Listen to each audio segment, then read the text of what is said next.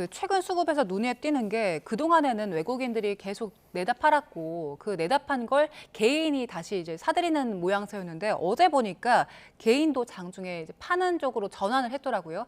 개인이 이렇게 방향을 바꾼 이유는 어디에 있다고 보세요? 예, 그 무엇보다도 사실 지금 AI 주식들에 대해서 좀 고평가된 것이 아니냐. 막대한 투자를 하고 있는데 비해서 수익이 언제 나올지는 기약이 없다라고 하면서 AI 과열에 대한 우려가 미국에서조차 확산이 되고 있고요. 그러면 지금 현재 코스피 상승을 주도하고 있는 게 이제 AI 투자에 기대고 있는 반도체 기업들인데 반도체 기업 주가도 조정을 받을 가능성이 큰 것이 아니냐라는 불안감이 확산이 되니까 어제 반등했음에도 불구하고 개인들이 이제 순매도를 한 것으로 보여지고요. 예. 단 개인들이 최근에 이제 매수로 들어오는 경우는 이제 레버리지 ETF가 네. 출시되기 때문에 ETF를 통한 매수도 많이 들어오기 때문에 어제 기관이 순매수를 했다는 것은 거기엔 사실 개인 투자 자금도 꽤 있을 것으로 보여지거든요. 그래서 지금 상승을 할 것인지 아니면 다시 하락을 할 것인지 코스피가 이것에 대해서는 여러 논란이 있는 상황이다 보니까 섣불리 추격 매수하는 것은 특히 비투까지 하는 것은 자제해야 된다. 저는 이렇게 보고 있습니다. 교수님 지금 말씀하신 것처럼 이거 다시 강세장으로 복귀할 것이다. 아니다. 이거 일시적인 반등이다라는 시각 엇갈리고 있는데 교수님 시각은 어떠세요? 예. 투자는 일단은 네. 본인 책임하에 해야 된다라는 것을 먼저 말씀드리고 싶고요. 저는 개인적인 의견으로 봤을 때는 현재 미국에서도 뱅크 오브 아메리카가 이제는 차익 실현을 해야 될 때다. 하락 위험이 많다. 여러 지표가 과열을 나타내고 있다라는 보고서까지 나온 상황입니다.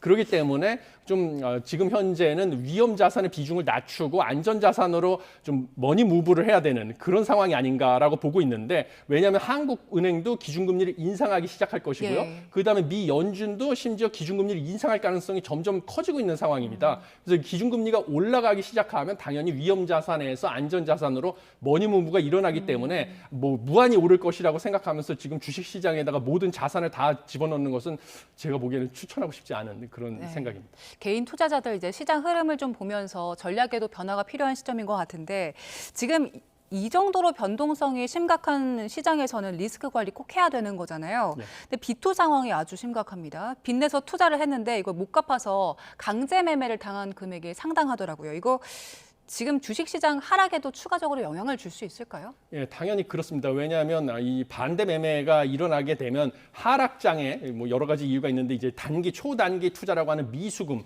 위탁 매매 미수 거래 같은 경우는 우리가 주식을 주문한 다음에 그 대금을 2거래일 이내에만 납부를 하면 되니까 단기간에 걸쳐서 이제 비투죠, 일종의. 이것은 사실은 2거래일 이내에 그 나머지 금액을 납부하지 못하게 되면 반대 매매 바로 들어가고요. 그다음에 신용 융자 거래 같은 경우는 실제로 자기가 가지고 있는 주식을 담보로 주식시장으로부터 증권회사로부터 돈을 빌려서 투자를 하는 건데 주가가 급락을 해서 이제 담보 가치가 너무 떨어지면 이걸 맞추라고 요구를 하는데 이 못 맞출 경우에 다시 반대 매매로 강제 청산을 당하는 거거든요. 예. 이러면 주가가 하락할 때 더 큰 폭으로 하락을 할 가능성이 커져가지고 지금 투자에 정말 각별한 유의가 필요하다 이렇게 보고 있고요. 더 우려스러운 점은 지금 신용융자 잔고라든지 미수금 이런 것들이 사실 역대 최대 규모 수준에 근접한 상황이다 보니까 이런 반대 매매로 인한 추가 하락의 가능성은 상당히 크다 이렇게 보고 있습니다. 예. 그리고 최근 시장의 그 변동성을 부추기는 것 중에 하나가 레버리지일 텐데 레버리지 그 괴리율 문제가 심각하더라고요. 최근 굉장히 급등을 했는데 이게 괴리율이 어떤 건지 그리고 괴리율이 크게 올랐다는 게 왜 문제가 되는 건지도 좀 짚어주시죠. 예, 지금 괴리율, 상장지수 펀드 ETF의 괴리율이라는 것은 순자산 가치하고 시장 가격 간의 차이를 의미하는데요. 괴리율이 커지면 커질수록 시장 가격이 실제 자산 가치보다 더 다른 수준으로 거래될 가능성이 크다라는 것을 뜻하고 지금 괴리율이 다 플러스거든요. 네. 그것은 뭐냐면 실제 가치보다 시장 가격을 더 비싸게 살 수가 있다라는 것인데 지금 ETF 시장 같은 경우는 원래 유동성 공급자라고 하는 이제 증권회사가 지속적으로 매수 호가나 매도 호가를 제시하면서 ETF 거래하는 사람들의 시장 가격과 순자산 가치, 실제 주가의 차이를 줄이는 구조로 운영이 되는데 지금처럼 가격의 변동성이 워낙 크면 이 유동성 공급자가 가격을 조정하는 속도가 이 시장의 실제 가격 움직임을 따라갈 수가 없으니까 괴리율은 점점 커질 수밖에 없습니다.